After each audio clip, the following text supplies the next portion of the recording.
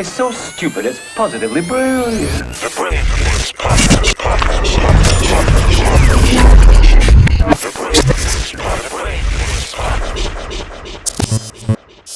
I hear you. I just don't want to create a situation where like we justify violence for things that have been said.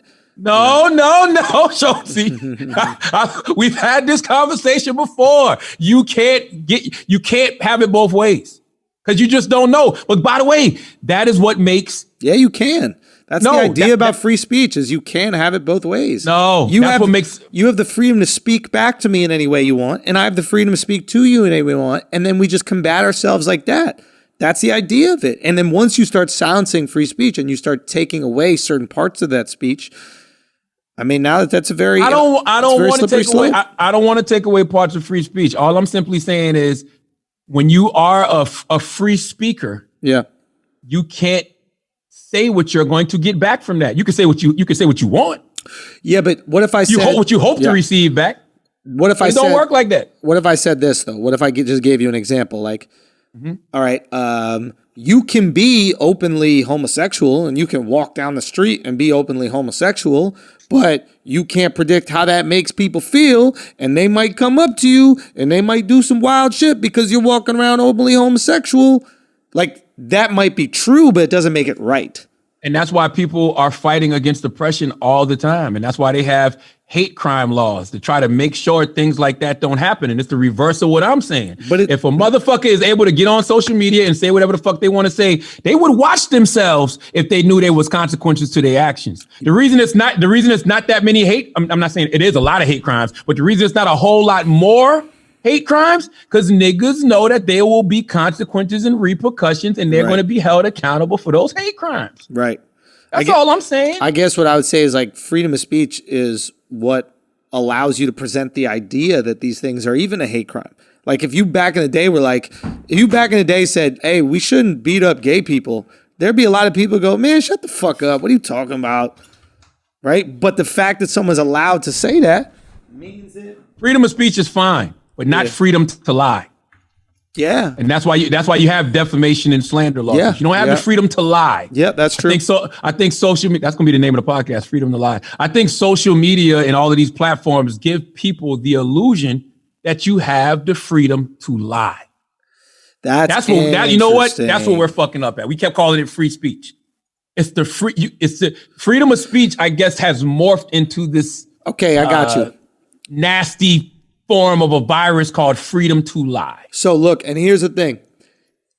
Depending on how you represent yourself, you can limit your freedom of speech. For example, if you consider yourself a journalist, you call yourself a journalist and you call your outlet, whether it's on Facebook, YouTube, Instagram, Twitter, whatever it is, if you consider your outlet an outlet of information and you are stating things as if they're facts when you do not know if they're facts, you're not using allegedly or any of that kind of stuff, then I understand you being stripped of your ability to state that information or being sued because you are saying you are a source of truth and you are lying, right? Without putting allegedly or any of that kind of shit.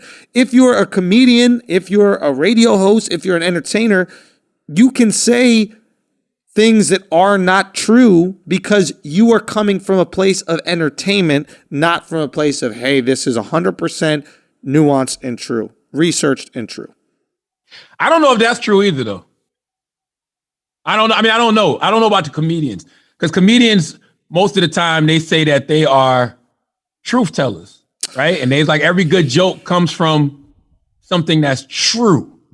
So there's a kernel of truth in things, but like so much of jokes have to do with lying. Like that's why the jokes are funny is because you direct people in one direction and then you say something that is completely in another direction. It's actually not true, and that's why it's funny. You know, when you're talking about like way back in the day, your wild days, you talk about sucking a fart out of a butt like a bong rip. You don't do that, and that's why it's funny. It's a lie. It's a sarcastic version of reality that nobody could live up to, and that's why it's so hilarious, because we all know it isn't true, but it would be such a funny thing if it was. So I think you're protected in saying that under this guise of, hey, look how absurd this is. It's an absurdist reality. That's my opinion on it. Yo, I'm looking at this article. This is a great conversation. 5 comedians who were sued over their material. And Only somebody the wrote greats. this article in 2013 because I think I did know this. Donald Trump sued Bill Maher over an offer that Bill Maher made to donate $5 million to charity if Trump released his birth certificate to prove he's not the spawn of his mother having sex with an orangutan. But Bill Maher's not the first person to be sued. George Carlin got sued in 1972 for violating obscenity laws. 7 deadly words. Yeah, when he did his, I knew about this one. When he did his 7 words you can't say on television act at Summerfest. Lenny Bruce, too. But a judge did drop the case. A judge did drop the case. And let me see. The following year, I wonder why he got sued for that, though. Because it was against the it was against the rules. Okay. Oh, and that actually is what created the safe harbor time zone in which indecent material can be broadcast. Do you know Sunder Kroonquist? No. Is that like an orange soda? Nah, it's a comedian who got sued by her mother-in-law because her daughter-in-law made false and highly offensive comments about her and members of her family. Oh, God. These people in are a so stand-up pathetic. show. No, dude. Wow. No. Got dismissed, though. As it should get dismissed, but now you have to go through the legal trouble. Exactly. Cat Williams. Yep. Cat Williams got on stage for confronting a heckler, took off his clothes and attempted to fight at least 3 audience members. See, that's not jokes, though. Yeah, that you know what I'm might saying? be Like, illegal. that's not over something you said. Yeah. You know Choi Hyao-jung, No. South Korean comedian star? No. He got sued for making a politically charged joke. Yeah, he did a sketch on which he explained to children how they could achieve a career in politics by bribing election committees, shaking hands with old ladies, and making grand campaign promises. This is So great. He got sued for that. You need this.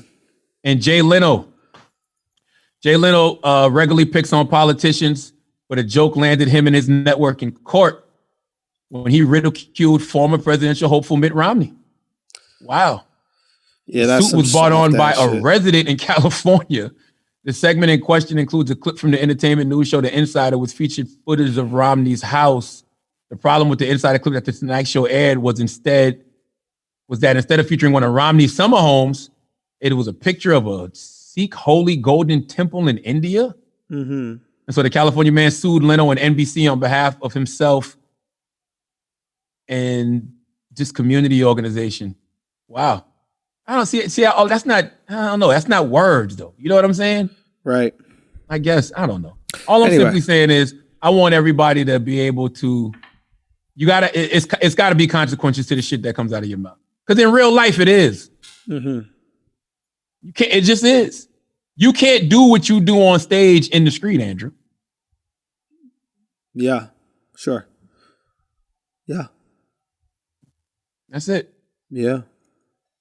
Yeah, I disagree with any sort of censorship. When it comes to discussion between like freedom and censorship, I don't want always be on the censorship. side of I freedom. want consequences. Yeah, but that is censorship, right? If you're going, hey, the consequences for saying the wrong thing are you go to jail, that's censorship. There's a reason why we have freedom of speech, man. It's a very valuable core American value. You know, and we're literally like the only country that has freedom of speech. There are countries that have freedom of expression, but not freedom of speech. But we don't have freedom of speech, though. How Because so? motherfuckers get held accountable because of the shit they say all the time. There's a price to everything that comes out of your mouth. Mm-hmm. Everything. And you brought up the newspapers and stuff. It is a reason, well, at least back in the day, journalists would have to measure twice in order to cut once. It was a reason journalists would have to do fact checking. It was a reason journalists would have to really dig deep and make sure that the shit they were presenting was accurate because they could be held liable. Yeah, I mean, there's some like research that shows otherwise. Like as far as like news has always gone, it's always been bias. I think we have this theory now that like news is this new bias thing, but back in the day, the newspaper always reflected the owner of the newspaper company and their political leanings. That's how it's been since the beginning of time. So it's like, I don't know. Is that lying? Is political leaning, political lying?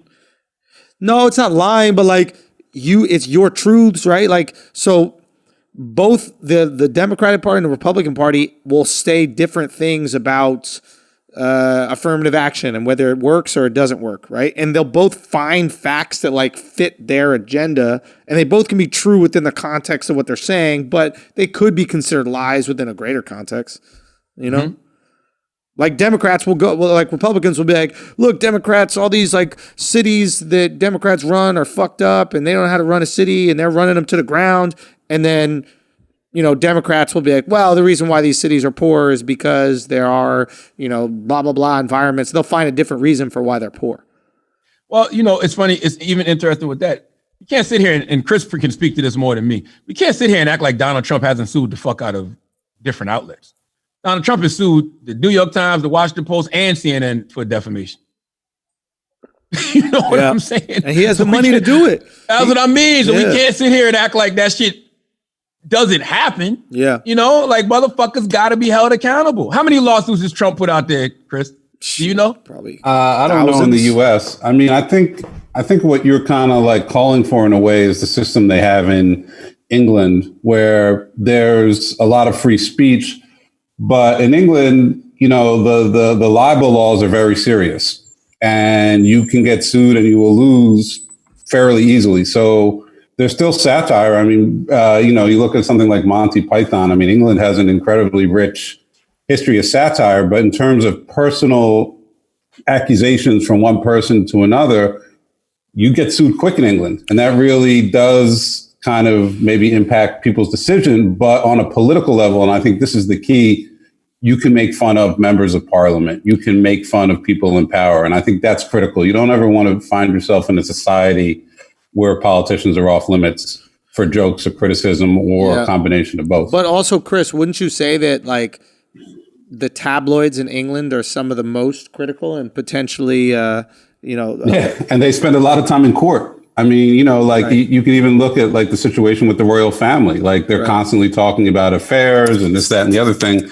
But people get pulled into court in England all the time.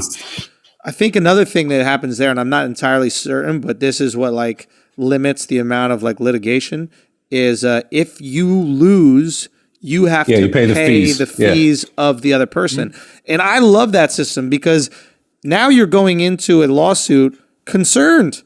You're like, fuck, I'm only suing this guy if I know for a fact I'm right. I'm not doing it like rich people in America do. Rich people in America will just sue to shut you up. Hey, shut the fuck up. Now you want to be in a lawsuit? You want to keep talking about me? Shut the fuck up. That's what Donald Trump is doing. You want to talk Trump about never enters a lawsuit thinking he's going to win. He's just trying to create leverage. Yep. He wants to bleed you out. So if you're rich enough, you could just bleed people out and then shut them the fuck up. And then effectively you limit their freedom of speech.